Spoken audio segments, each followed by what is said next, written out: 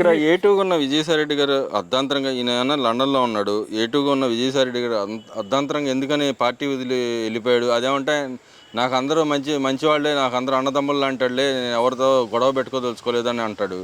ఇంకో పక్కన జగన్మోహన్ రెడ్డితో 3 తరాల సత్సంబంధాలు ఉన్నాయి, నాకు ఆయనతో వ్యతిరేకత లేదు, మరి కానీ పార్టీ వదిలి ఎందుకు వెళ్ళాల్సి వచ్చిందంటారు?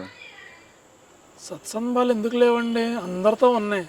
ఉన్నాయి కాబట్టే 2019 నుంచి 24 వరకు అందరినీ, పవన్ కళ్యాణ్ గారిని బూతులు తిట్టించలేదా, చంద్రబాబు గారిని బూతులు తిట్టించలేదా, లోకేష్ గారిని బూతులు తిట్టించలేదా, తెలుగుదేశం పార్టీలో పనిచేసే కింద స్థాయి కార్యకర్త నుంచి ప్రధాన వ్యక్తి వరకు ప్రతి ఒక్కరిని బూతులు తిట్టించిన వ్యక్తులు వీళ్ళు.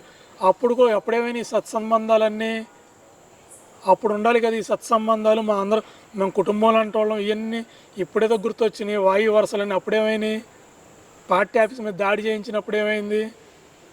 అలా వీళ్ళందరూ ఏంటంటే రేపు రోజున జగన్తో ఉంటే అందరూ చక్కగా చల్లపల్లి జైల్లో కోట బియ్యం కోడిగుడ్లు పులుసు తినుకుంటూ కూర్చుంటారు. అదే వాళ్ళ జీవితం. అది వద్దు అనుకొని ఈ లాబింగ్ లేదో చేసుకుంటున్నారు. అది కూడా 100% అవ్వదు. గతంలో ఈయన బీజేపీతో సత్సంబంధాలు ఉన్నాయి, వాళ్ళతో జగన్మోహన్ రెడ్డిని కలుపుకొని వెళ్ళాడు. ఇప్పుడు బీజేపీతో సత్సంబంధాలు తెగిపోవడం వల్లనే ఇలా దూరం జరుగుతున్నాడు అందరితో. విజయసాయిరెడ్డి గారికి సంబంధాల గురించి ఏముందండి? ఆయన ఒక వ్యాపారవేత్త. ఆయన వ్యాపార కోణంలో ఉన్నట్టయితే ఈ రోజున ఇలాంటి దుస్థితి వచ్చేది కాదు. ఆయనకి ఏ పార్టీలోకి వెళ్ళినా కానీ గెంటేసే పరిస్థితిలోకి వచ్చాడు. అలా కాకుండా ఒక నీతి నిజాయితీ నిబద్ధతతో ఉంటే ఈరోజు కొంతమంది ఎలక్షన్ల ముందు వచ్చిన రాజకీయ నాయకులు ఉన్నారు. వాళ్ళకి చంద్రబాబు గారు గౌరవం ఇచ్చి ఎమ్మెల్యే సీట్లు కూడా ఇచ్చారు. ఎందుకు ఇచ్చారు? వాళ్ళ మీద వ్యతిరేకత లేదు జనంలో. అంటే ఈయన ఒకవేళ పార్టీలోకి వస్తే తీసుకుంటారా? ఇతన్ని తీసుకోవడానికైతే ఏ కోశాన్ని ఏకీభవించదు పార్టీ. ఇతను లాంటి వాళ్ళు ఇంకా చాలామంది ఉన్నారు పార్టీలో.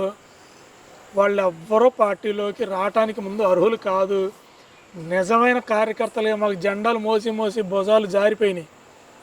మేమైతే పూర్తి వ్యతిరేకిస్తాం. మాకు పార్టీ చంద్రబాబు గారు ప్రధాన ముఖ్యం. వీటి కోసం మేము ఎంత దూరం వెళ్తాం. అలా అని చెప్పి మా పార్టీలో ఉన్న ఏ వ్యక్తిని కించపరిచి మాట్లాడినా ఈ రోజున కనుక విజయసాయిరెడ్డి లాంటి వాడు ఇంకోడు సపోర్ట్లు ఇవ్వనండి, ఏదన్నా చేయనండి, జగన్ సపోర్ట్ ఇవ్వనండి, లోకడ బోరుగడ్డ అనిల్ అనే అతను మాట్లాడిన వ్యాఖ్యలు లాంటి ఏంటి, అతని పేరేంటి, వర్రా వీరా అనేది ఉంది కదా, అతని పేరు వీరారెడ్డి. వాళ్ళు మాట్లాడినవి కానీ ఇలాంటి మాటలు అప్పుడు మాట్లాడి ఇప్పుడు క్షమాపణలు చెప్పి ఇక్కడతో అయిపోయిందని ఉన్నారు. ఈ విజయసాయిరెడ్డి కూడా ఎన్నోసార్లు చంద్రబాబు గారి భార్య గురించి కూడా వీళ్ళందరికీ మాట్లాడిన వ్యక్తులు. ఆవిడ చాలా హుందా కలిగిన వ్యక్తి. ఆవిడ కాలి గోటికి సరిపోరు వీళ్ళు. అట్లాంటిది ఈ రోజున వీళ్ళని ఆదర్శంగా తీసుకుని రాష్ట్రంలో పెద్ద సీనియర్ జడ్జీలు కూడా మారిపోతున్నారు. మాట తీరు మారిపోతుంది. రిటైర్డ్ జడ్జి అతను ఏం మాట్లాడాడు? ఆ రామకృష్ణ అని అతను ఏం మాట్లాడాడు? ఉండవల్లి శ్రీదేవి అనే ఆవిడ మీద వ్యాఖ్యలు చేయొచ్చు అతను. అలాంటి పిచ్చి మాటలు అంటే వీళ్ళు నేర్పిన సంస్కారం అది. తెలుగుదేశంలో ఒక బూతు మాట ఉండదు. ఎందుకంటే మా మాట తీరు బట్టి మీకు అర్థమవుతుంది. తెలుగుదేశంలో మేము ఎవరైనా ఒక బూతు మాట మాట్లాడడం కించపరచం. ఎవరైనా గౌరవిస్తాం, మాకు నచ్చపోతే మేము పక్కకు తప్పుకొని వెళ్ళిపోతాం తప్ప కించపరిచి కుటుంబ విషయాలు మాట్లాడడం కానీ పిచ్చి మాటలు మేము మాట్లాడతాం.